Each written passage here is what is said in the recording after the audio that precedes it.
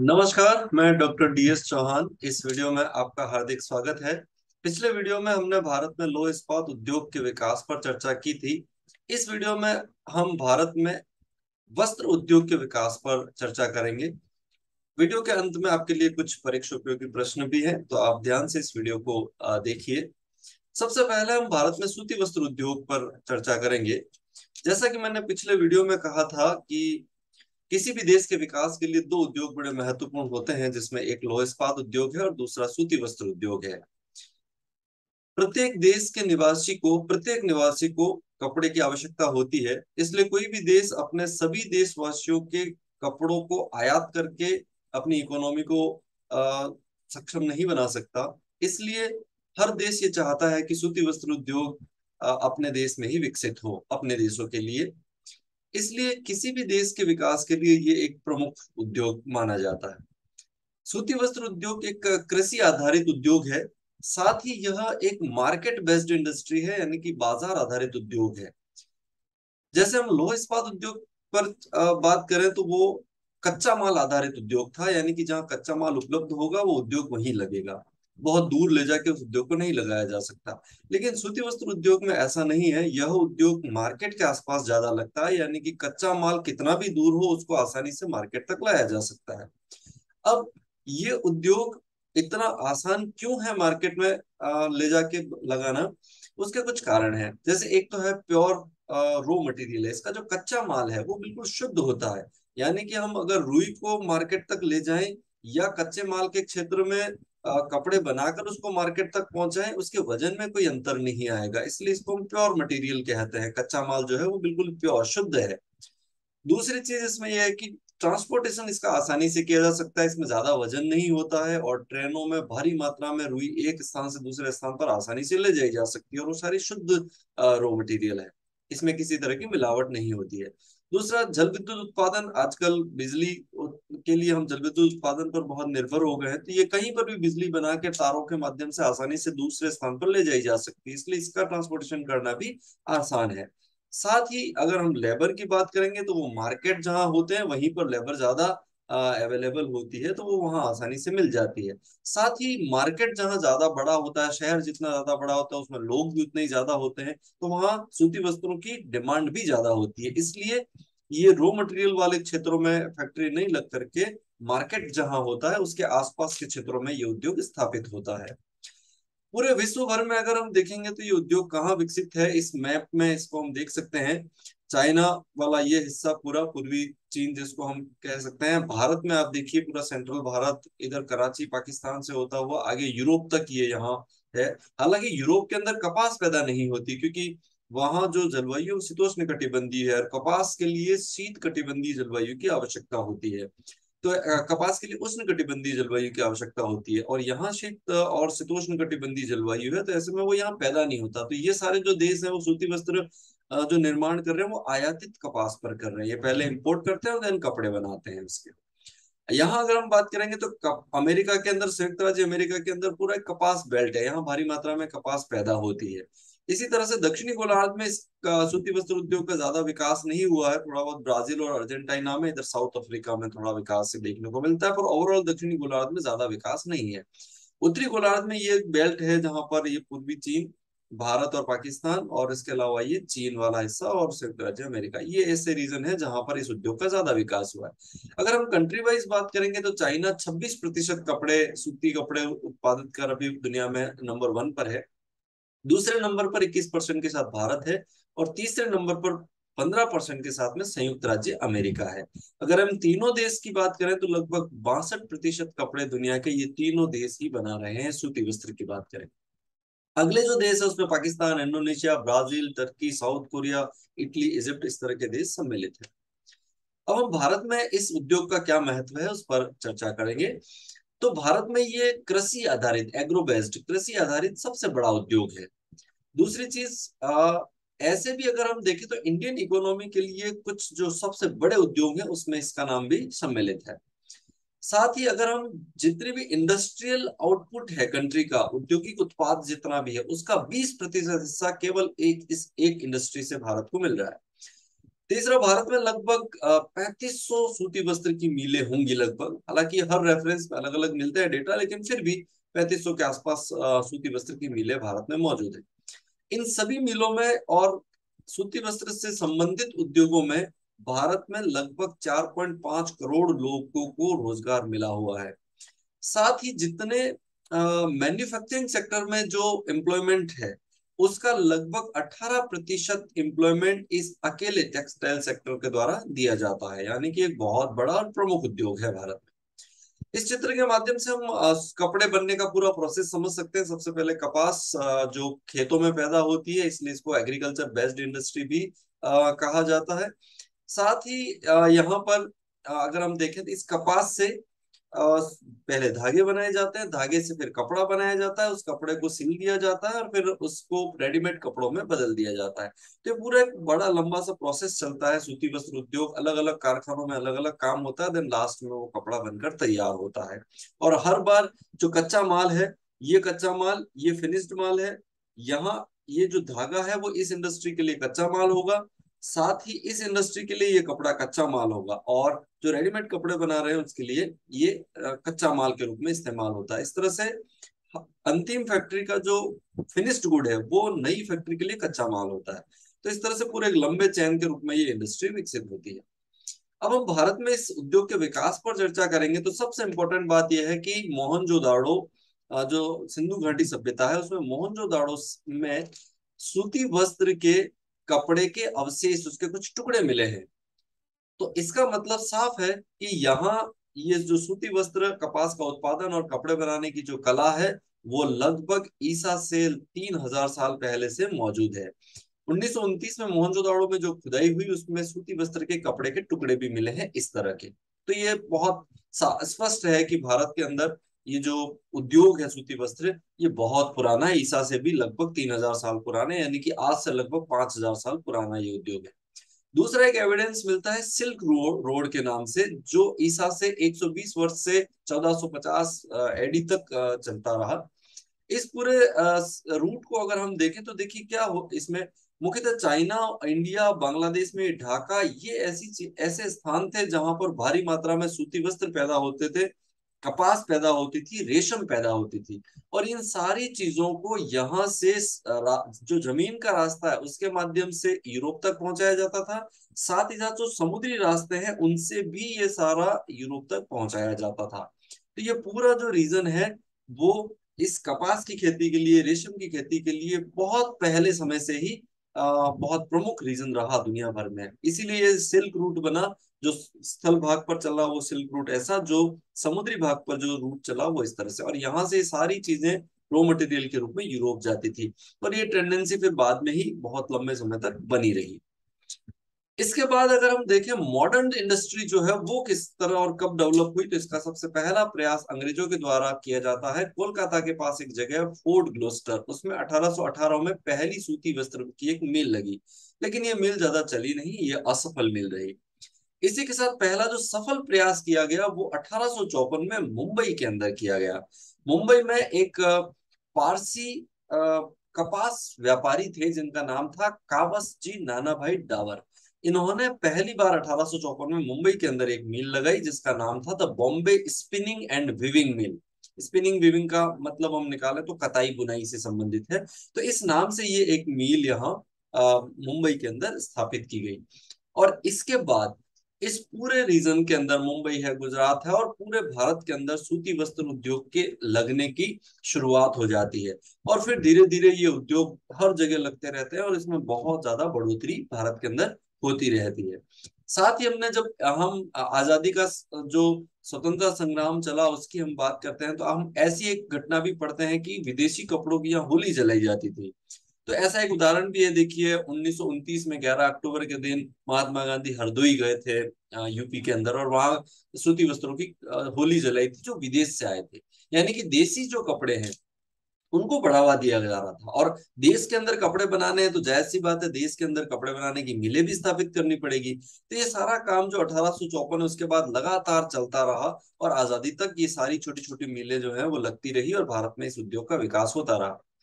अब देखिए 1854 में ये मिल लगी। उसके बाद 1947, यानी कि अगर हम आजादी के उस समय बात करेंगे, तो भारत के अंदर लगभग 423 टेक्सटाइल मिलें मौजूद थी। लेकिन क्या हुआ, विभाजन हुआ, तो विभाजन के कारण 409 जो टेक्सटाइल मिलें थी वो भारत में रह गई और बाकी चली गई पाकिस्तान में, जिसमें पूर्वी पाकिस्तान भी सम्मिलित था, पश्चिमी पाकिस्तान भी सम्मिलित था। पूर्वी पाकिस्तान को आजकल हम बांग्लादेश कहते हैं।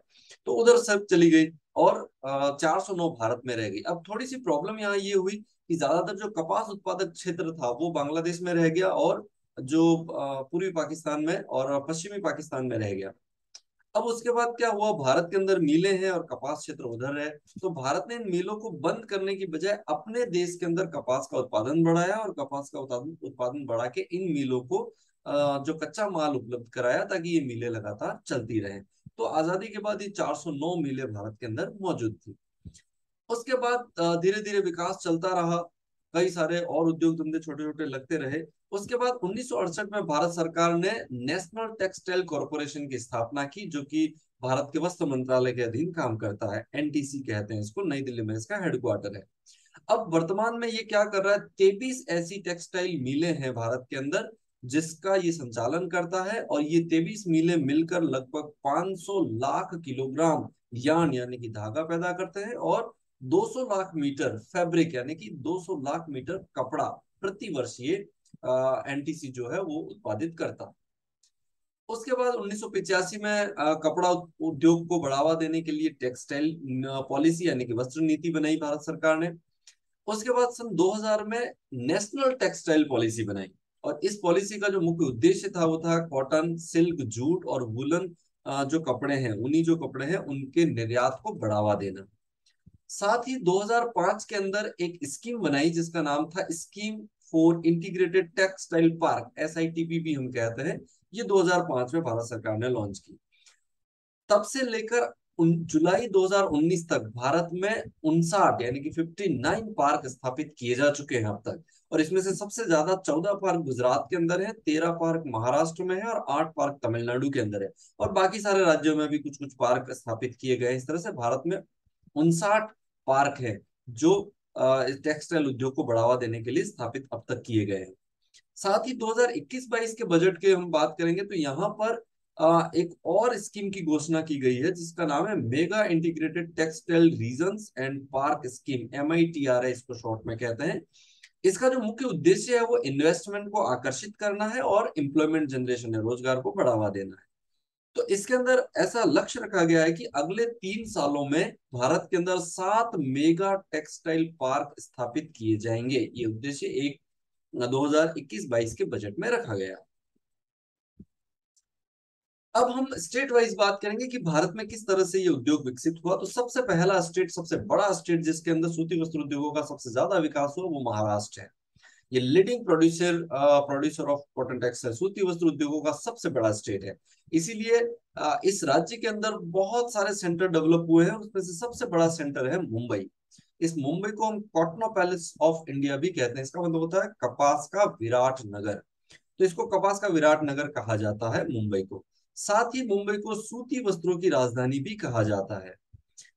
इसके अलावा, मुंबई के अलावा यहाँ कई सारे ऐसे और सेंटर है, इसमें सोलापुर, कोल्हापुर, पुणे, जलगांव, अकोला, सांगली, नागपुर, सतारा, वर्धा, औरंगाबाद, अमरावती, ऐसे तमाम डिस्ट्रिक्ट्स के अंदर इस उद्योग का काफी और भरपूर विकास हुआ है। अब सवाल यह है कि कावस्जी डाबर ने भी मुंबई क्यों चुना, और ऐसा महाराष्ट्र के अंदर क्या आइडियल कंडीशंस मौजूद हैं जिसकी वजह से यहाँ पर इतना विकास हुआ। तो ये जो आइडियल कंडीशंस हैं या सूती वस्त्र उद्योग के विकास के जो प्रमुख कारण हैं, उन कारणों पर देखें तो सबसे पहली चीज ये है कि ये पूरा गुजरात से लेके मध्य प्रदेश और ये पूरा जो रीजन है काली मिट्टी वाला क्षेत्र है, और हम जानते हैं कि कपास सबसे अच्छी काली मिट्टी में ही पैदा होती है। तो ये जो इस उद्योग के लिए सबसे बड़ा कच्चा माल है कपास, वो यहाँ भरपूर पैदा होता है इस पूरे रीजन के अंदर। तो आसानी से मुंबई को भी अवेलेबल हो जाता है और बाकी सारे क्षेत्र को भी अवेलेबल हो जाता है। तो रॉ मटेरियल ज्यादा दूर से नहीं लाना पड़ेगा, यहाँ उपलब्ध है। दूसरा, यहाँ की क्लाइमेट, एक्चुअली क्या, सूती वस्त्र उद्योग का निर्माण जब किया जाता है तो उस मील के अंदर ह्यूमिडिटी ज्यादा होनी चाहिए, नहीं तो वो धागा बहुत पतला होता है। जिससे क्या, शुष्क ड्राई क्लाइमेट अगर होगा तो वो धागा टूट जाता है बीच में। लेकिन अगर नमी वहां पर है तो फिर वो नहीं टूटता। अब मुंबई को यहाँ लोकेशन देखिए, समुद्र के बिल्कुल पास में, तो यहाँ नेचुरल जो नमी है वो उपलब्ध रहती है। जबकि अगर अंदर के किसी स्थान पर सूती वस्त्र मिल लगाएंगे तो उसमें क्या होगा कि हमें वो नमी आर्टिफिशियली जनरेट करनी पड़ती है, तो उसमें बहुत खर्च आता है, बिजली का खर्च बहुत ज्यादा आ जाता है। लेकिन यहाँ वो नमी आसानी से मिल जाती है, तो यहाँ का क्लाइमेट जो है वो बड़ा सूटेबल था। तीसरा ट्रांसपोर्टेशन। अब मुंबई में चाहे बंदरगाह की बात करें तो वो भी है, पहली रेल भी मुंबई के अंदर ही चली थी, और महाराष्ट्र के अंदर रेलों का विकास हुआ था, तो वो रेलों से कच्चा माल लाना ले जाना बड़ा आसान था। साथ ही यहाँ से निर्यात करना भी, और मूलतः तो उस समय अंग्रेज काम कर रहे थे तो उनको निर्यात ही करना था, तो वो यहाँ आयात बंदरगाह होने की वजह से वो आयात निर्यात फैसिलिटी भी इसको मिल जाती है। साथ ही यहाँ इकोनॉमिक कैपिटल मुंबई को हम आर्थिक राजधानी, अंग्रेजों ने ही बना रखा था, आज भी हम आर्थिक राजधानी कहते हैं। दूसरा पॉपुलेशन है, मुंबई आज भी दुनिया भारत का सबसे बड़ा नगर है, तो यहाँ पॉपुलेशन ज्यादा है। अब जहाँ ज्यादा पॉपुलेशन रहती है वहां पर सूती वस्त्रों की डिमांड भी ज्यादा रहेगी, तो उद्योगपति उद्योग लगाता है, क्यों है, बेचने के लिए तो लगाता है, तो यहाँ जहाँ ज्यादा लोग होते हैं वहां पर इन चीजों के बिकने की संभावना भी ज्यादा रहती है। साथ ही ये ऐतिहासिक काल से, अंग्रेजों के काल से ही अगर हम देखें तो ट्रेड सेंटर रहा, भारत का व्यापारिक केंद्र रहा, और इसीलिए तो हम इसको आर्थिक राजधानी कहते हैं मुंबई को। तो इसलिए यहाँ कई सारी ऐसी फैसिलिटीज मिल जाती है जो उद्योगों के विकास के लिए जरूरी होती है। साथ ही हमने पिछले वीडियो में जहाँ जल विद्युत उत्पादन की हमने बात की थी, तो मैंने आपको बताया था कि 20वीं सदी के शुरुआत में जो टाटा जल विद्युत संयंत्र यहाँ लगे, उससे जल विद्युत का उत्पादन हुआ, और तारों से उस बिजली को फैक्ट्रियों तक पहुंचाना बड़ा आसान था। तो ऐसे में ये सारी जो फैक्ट्रियां इनिशियल स्टेज पे लगी वो इस जल विद्युत की उपलब्धता के कारण भी लग पाई। साथ ही यहाँ पर मुंबई के अंदर कई सारे उद्योगपतियों का मौजूदगी वैसे भी थी, तो उद्योगपति की आवश्यकता उद्योग लगाने के लिए होती ही है। तो ये सारे वो कारण रहे जिसकी वजह से महाराष्ट्र के अंदर सबसे ज्यादा और मूलतः मुंबई सबसे बड़ा सेंटर बनकर उभरा देश के अंदर। ऐसी ही कुछ परिस्थितियां गुजरात के अंदर भी मौजूद है, इसीलिए सूती वस्त्र उद्योग के लिए विकास के लिए हम महाराष्ट्र और गुजरात इन दोनों को भारत में सबसे आइडियल स्टेट, आदर्श राज्य मानते हैं, और उसमें महाराष्ट्र का नाम सबसे पहले आता है। अब गुजरात राज्य की बात कर लेते हैं। गुजरात राज्य के अंदर सबसे बड़ा जो सेंटर है वो अहमदाबाद है। अब यहाँ देख सकते हैं इसकी लोकेशन यहाँ पर है, और मैं अभी कह रहा था कि दोनों स्टेट ही सबसे इंपॉर्टेंट है।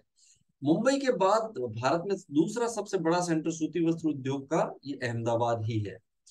इस अहमदाबाद को कई सारे उपनामों से जाना जाता है। सबसे पहला उपनाम इसको है मैनचेस्टर ऑफ इंडिया, यानी कि भारत का मानचेस्टर कहा जाता है। अभी जो मानचेस्टर है वो इंग्लैंड में यहाँ पर एक जगह है। यहाँ एक राज्य है जिसको वहाँ काउंटी कहा जाता है, लंकाशायर कहता है। उस लंकाशायर में एक जगह है पर्टिकुलर, मैनचेस्टर। तो ये जो अंग्रेज जब कॉलोनी बसा रहे थे तो क्या किया उन्होंने, जैसे भारत के उदाहरण ले, यहाँ से कपास पैदा करते थे और वो इस रास्ते से होते हुए वो कपास कहाँ भेज देते थे, इस मैनचेस्टर भेज देते थे, और फिर मैनचेस्टर में कपड़ा बनता था। तो इतिहास के अंदर ये मैनचेस्टर सूती वस्त्र उद्योग के निर्माण के लिए बहुत बड़ा सेंटर था, जो वर्ल्ड वाइड बहुत फेमस था। तो ये सारी कपास यहाँ से जाती थी और वहां बनता था। इसलिए मैनचेस्टर उस जमाने में जब कॉलोनी चलती थी ब्रिटिश सरकार की, उस समय ये बहुत बड़ा सेंटर दुनिया का था, बहुत वर्ल्ड फेमस सेंटर था। तो इसलिए ये भारत में फिर अहमदाबाद ऐसा फेमस सेंटर हो गया, तो हमने इसको नाम दिया, ये भारत का मैनचेस्टर है। वर्तमान में जो मैनचेस्टर है वो बिल्कुल यहाँ सूती वस्त्र का उत्पादन नहीं होता। कारण ये है कि सारे देश आजाद हो गए, उसके बाद उन्होंने कपास देना बंद कर दिया, और इंग्लैंड खुद अपने देश में कपास नहीं उगा सकता क्योंकि वहां जलवायु ऐसी नहीं है। तो वर्तमान में इस मैनचेस्टर को कपास या सूती वस्त्र उद्योग का कब्रगाह कहते हैं, बिल्कुल खत्म हो गया, वहां ये उद्योग है ही नहीं है। तो भारत का जो मैनचेस्टर है वो गुजरात में अहमदाबाद को माना जाता है। साथ ही इसको गुजरात का मैनचेस्टर भी कहते हैं, इसको पूर्व का मैनचेस्टर भी कहते हैं, क्योंकि ये सारे यहाँ से इनके लिए ये पूर्व पड़ता है, इसलिए इसको पूर्व का मैनचेस्टर कहा जाता है। साथ ही लंकाशायर और पूर्व है, ये मैनचेस्टर इंग्लैंड के लंकाशायर रीजन में ही स्थित है, तो यहाँ से ये पूर्व में पड़ेगा, इसलिए इसको पूर्व का लंकाशायर भी कहते हैं। साथ ही इसको बॉस्टन ऑफ ईस्ट भी कहा जाता है, पूर्व का बॉस्टन। बॉस्टन जो है वो अमेरिका में यहाँ पर स्थित है, ये भी सूती वस्त्र उद्योग के लिए बहुत पॉपुलर है, तो यहाँ अहमदाबाद को पूर्व का बॉस्टन भी कहा जाता है। इसके अलावा सूरत, वडोदरा, भरूच, भावनगर, खेड़ा, पोरबंदर, राजकोट, नवसारी, ये सारे ऐसे सेंटर हैं जहां पर सूती वस्त्र उद्योग का भारी मात्रा में इस राज्य के अंदर विकास हुआ है।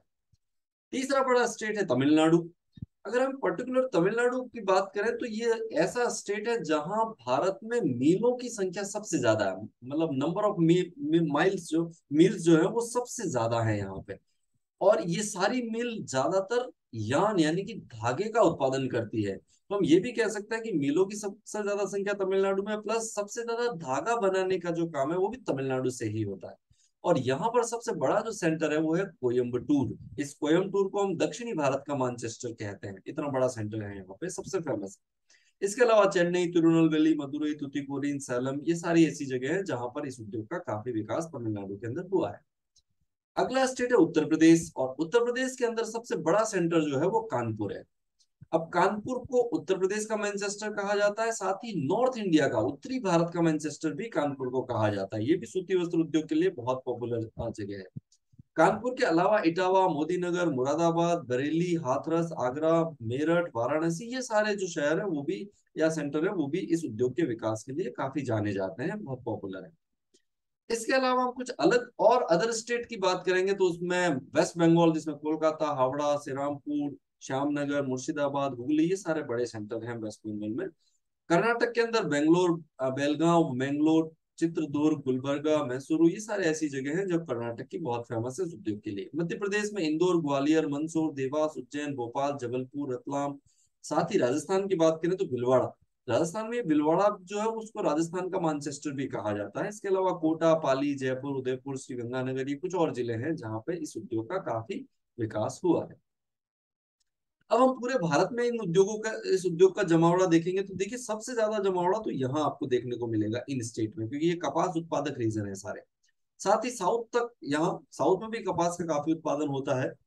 ये जो सारे सेंटर्स हैं, यहाँ कपास का उत्पादन बहुत कम होता है, क्योंकि यहाँ पर पॉपुलेशन बहुत ज्यादा है और उस कपास के लिए बहुत सटीक क्लाइमेट और मिट्टी नहीं है, काली मिट्टी उपलब्ध नहीं है। तो ये सारे कारण हैं जिसकी वजह से यहाँ कपास उत्पादन कम होता है, लेकिन फिर भी ये आयात करके सारे यहाँ पर फैक्ट्री लगती है। उसका रीजन ये है कि यहाँ पॉपुलेशन बहुत ज्यादा है, तो डिमांड बहुत ज्यादा रहती है कपड़ों की, इस वजह से ये सारी फैक्ट्री यहाँ पर लगी है। साथ ही आप देखिए ये बहुत ठंडे रीजन है, यहाँ सूती वस्त्रों की डिमांड ज्यादा नहीं है, क्योंकि क्लाइमेट ऐसा है कि यहाँ ज्यादातर ऊनी कपड़े पहने जाते हैं, तो ज्यादा डिमांड भी नहीं है और कपास पैदा भी नहीं हो सकती, तो ये खाली है। इसी तरह से पश्चिमी राजस्थान में यार थार का डेजर्ट वगैरह है, तो यहाँ पर भी कपास का उत्पादन ज्यादा नहीं हो सकता। सेवन सिस्टर में भी इस उद्योग का बहुत ज्यादा विकास नहीं हुआ। साथ ही सेंट्रल जो रीजन है यहाँ पर भी कोई ज्यादा बहुत विकास नहीं हुआ है इस उद्योग का। हालांकि यहाँ पे लोह इस्पात उद्योग का विकास बहुत ज्यादा हुआ है, वो हमने पिछले वीडियो में देखा। अब अगर हम व्यापार की बात करेंगे तो भारत ने सन 2021-22 के आंकड़ों पर अगर हम देखें तो भारत कुल 159 देशों को सूती वस्त्र या धागे इस तरह का वो एक्सपोर्ट कर रहा है, कॉटन। हाँ देखिए 159 देशों को, यानी कि दुनिया का प्रमुख निर्यातक देश है भारत जो है। इसमें से 60% जो निर्यात हो रहा है वो केवल 3 देशों को जा रहा है, बांग्लादेश, चाइना और वियतनाम को।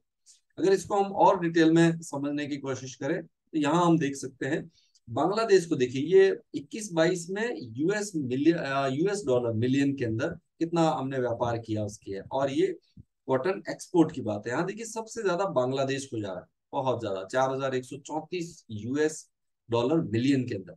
इसी तरह से सेकंड नंबर पर चाइना है, तीसरे नंबर पर वियतनाम है, और बाकी सारे देश भी यहाँ पर है। ये आंकड़े सारे ministry of commerce and industry के हैं, भारत सरकार के द्वारा जारी किए गए।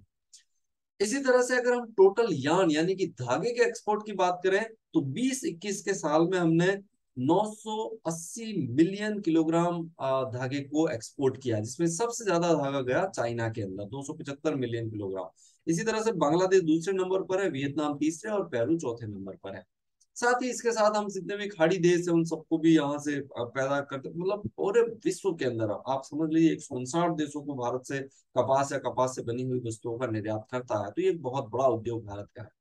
साथ ही भारत सरकार ने अभी एक टारगेट और रखा है कि 2030 तक टेक्सटाइल एक्सपोर्ट यानी कि वस्त्रों के निर्यात के मामले में 100 बिलियन डॉलर का लक्ष्य हासिल किया जाए, ये नया लक्ष्य रखा गया है। अब हम भारत में ऊनी वस्त्र उद्योग के विकास की बात करेंगे। ऊनी वस्त्र जो है वो पशु आधारित उद्योग है, जैसे हमने कॉटन टेक्सटाइल के लिए कहा था कि वो कृषि आधारित उद्योग है, इसी तरह से ये पशु आधारित उद्योग कहलाएगा, क्योंकि ऊन कहाँ से मिलेगी हमें, भेड़ है, ऊंट है, खरगोश है, बकरी है, इस तरह के जो जानवर होते हैं उन पे ऊन बनी मिलती है हमें।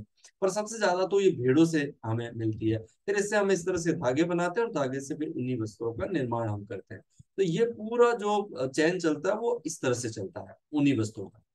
अब अगर हम ऊनी वस्त्रों के विकास की बात करें तो यहाँ ऊनी वस्त्र और उसका उत्पादन की जो कला है, उसके उपयोग की जो कला है, फिर से सिंधु घाटी सभ्यता से जुड़ जाती है, यानी कि आज से 5000 साल पहले हम ऊनी वस्त्र उद्योग बनाना जानते थे, उसका उपयोग करना भी जानते थे। उस समय ये उद्योग जो है वो कॉटेज इंडस्ट्री, कुटीर उद्योग के रूप में बहुत पॉपुलर था। और आज भी अगर हम देखें तो ये कुटीर उद्योग के रूप में काफी पॉपुलर है। आप लोगों ने कई सारे लोगों को स्वेटर बुनते हुए देखा होगा, तो ऐसे कुटीर उद्योग इसका इस्तेमाल ज्यादा होता है।